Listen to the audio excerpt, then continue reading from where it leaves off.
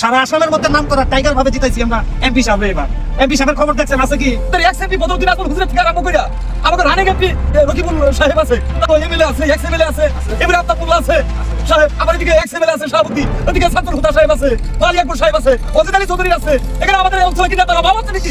রাইজে বিজ্ঞ সারা সারা এইভাবে যে তারা তারপরে লিডিয়া দেয় কাজ করতেছে।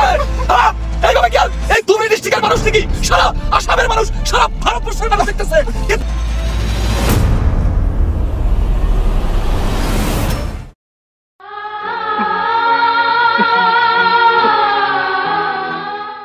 এটা মাসুম ভাই না?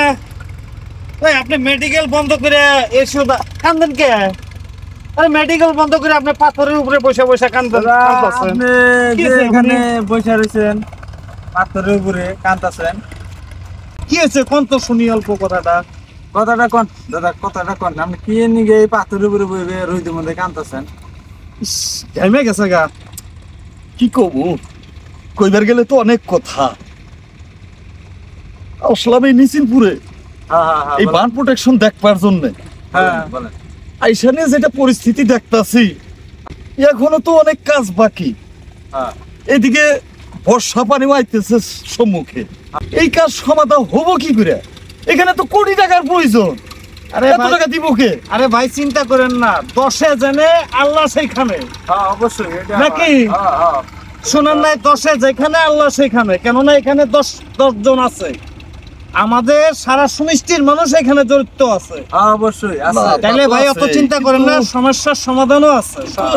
এখনো এই যত দান দক্ষিণা, যত ভিক্ষা চাইয়া চাইয়া যতটুকু হইল কাম, কিন্তু এখনো তো যত কাম সম্পূর্ণ করবার গেলে কোটি টাকার প্রয়োজন আছে। কি করা যাইবো ভাই, গরিব ঘরে জন্ম নিয়ে বড় আশা করে লাভ নাই। সারা আসামের মধ্যে নাম করা টাইগার ভাবে জিতাইছি আমরা এমপি সাহেব। এবার এমপি সাহেবের খবর দেখছেন আছে কি? এখানে আসেই নেই, এখন তিনি আসেই নেই, খবরই নাই। না এটা তো সত্য, কিন্তু ঘটনা হইলো এখন এখানে রাজনীতি দল নির্বিশেষে এগুলা তো আর প্রশ্ন আসে না। এখানে কাজ হইতেছে, এখানে রাইজের কাজ।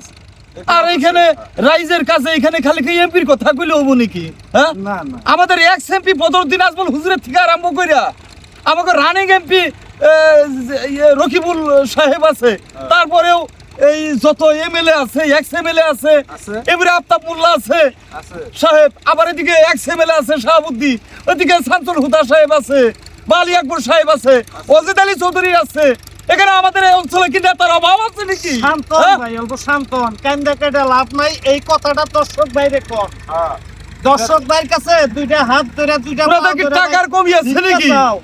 তাহলে ইচ্ছা করলে এই জায়গাতে ওনারা যদি ইচ্ছা করে দান বরঙ্গিনী করে এখানে কাম করে 500 টাকা সোনা দিয়ে রাস্তা হবে ভাই, সোনা দিয়ে। আজকে একটা দলে থেকে আমরা যদি কথায় কথায় একটা দলে যাই যে এই দলে আমরা ইলেকশন খেলামু, যদি টিকিট দাবি করি 2 কোটি দেওয়া লাগে।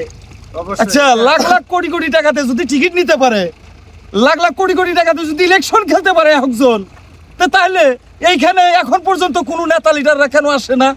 এর মতো আরো দুঃখজনক কথা আছে নাকি? দুঃখজনক বিষয় আছে নাকি? কান্দেন না ভাই, আপনি যদি কান্দেন না অন্যরও কান্দাইবো ভাই। কান্দেন না ভাই, আজকে দেশের রাইজে ভিক্ষা চাইয়া চাইয়া এইভাবে যে তারা দান বরঙ্গে লিডিয়া দেয় কাজ করতেছে। এইভাবে কি আর এই দুবরি ডিস্ট্রিক্টের মানুষ নাকি সারা আসামের মানুষ, সারা ভারতবর্ষের মানুষ দেখতেছে? কিন্তু কোন নেতারা কেন আসে না? কেন আসে নাই? অল্প শান্ত। কাউকে কি দোষ করছে না? শান্ত হন। কাউরে দোষারোপ দিচ্ছে না কেউ এই অঞ্চল দেশবাসীর মানুষ? না, দেয় নাই কেউ রে।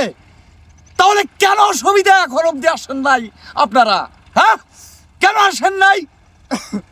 তাহলে অবশেষে আমার তরফ থেকেও আমি মাসুম খান কই যে আপনারাও এই ভিক্ষা দান, ভিক্ষা তো সবাই দেয়। অবশেষে ব্যক্তিগত তরফ থেকে ভিক্ষা স্বরূপ আপনারা আসেন, আপনাদের জন্য ওয়েলকাম, আমরা আশা নিয়ে আছি, আপনারা আসেন।